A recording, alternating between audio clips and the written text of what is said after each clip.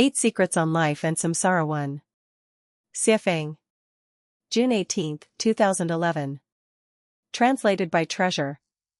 1. The total number of lives is fixed. The total number of lives in the Earth universe is fixed and does not vary. This is to say that the total number of lives is fixed and that the only changes are from the phenomena of the reincarnation of lives. This is as with the fixed quantity of water on Earth. If there is a drought somewhere, it does not mean that it has decreased. If there is a flood somewhere else, it does not mean that it has increased. Leave a bowl of water in the sun until it evaporates completely, has it died?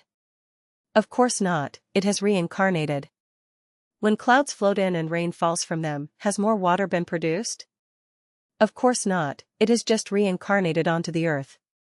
Unless the whole system of the Earth changes, the total amount of water on it will never change. It will neither increase nor decrease, just reincarnate. It may reincarnate into icebergs, the sea, the earth, or clouds.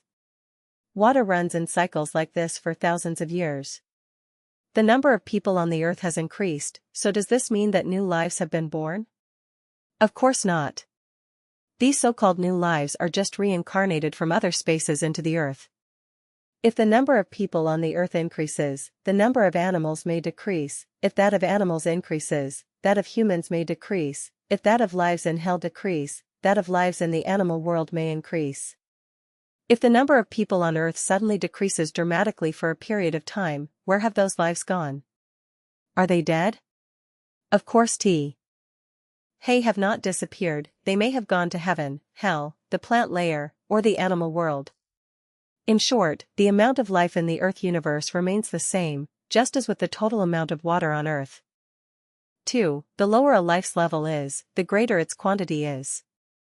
The amount of insects is surely greater than that of birds, that of grass is surely greater than that of herbivores, that of herbivores is surely greater than that of carnivores, that of non-humans is surely greater than that of humans, that of lives in hell is surely greater than that of lives in heaven, and that of human lives is surely greater than that of celestial beings.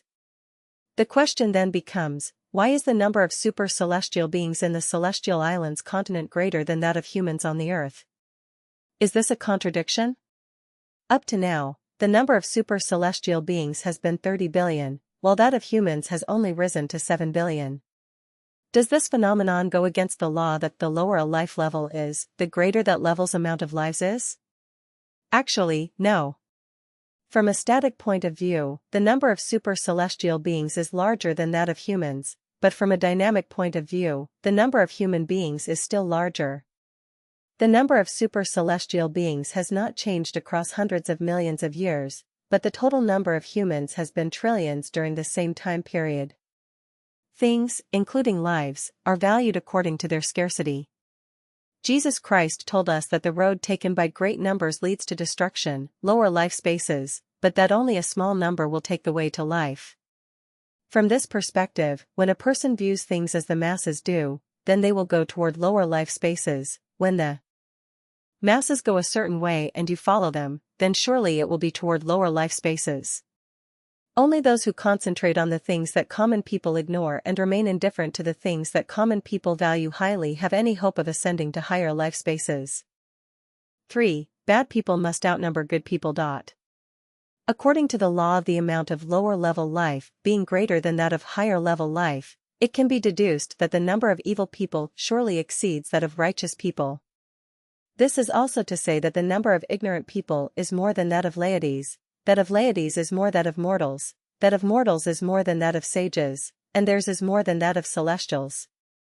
It is as in human society where the number of common workers exceeds that of business managers, that of managers exceeds that of city mayors, that of mayors exceeds that of provincial governors and ministers, and theirs is greater than that of national presidents and prime ministers. Any other arrangement would be chaotic and disorderly. 4. Life is easy to reincarnate into lower life spaces but hard to sublimate into higher life spaces.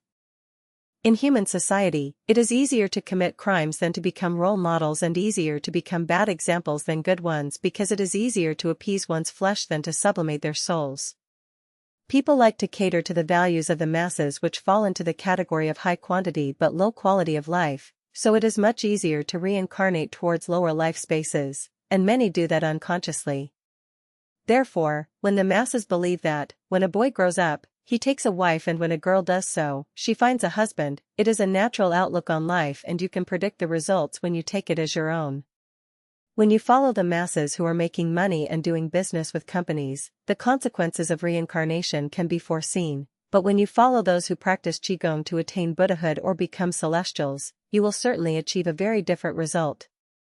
The number of people who are going to higher level spaces is small. Ordinary people have inertia, are unwilling to accept new ideas, new thinking, and new values, and prefer traditions that they are unwilling to surrender, so it is hard for them to sublimate towards higher level spaces.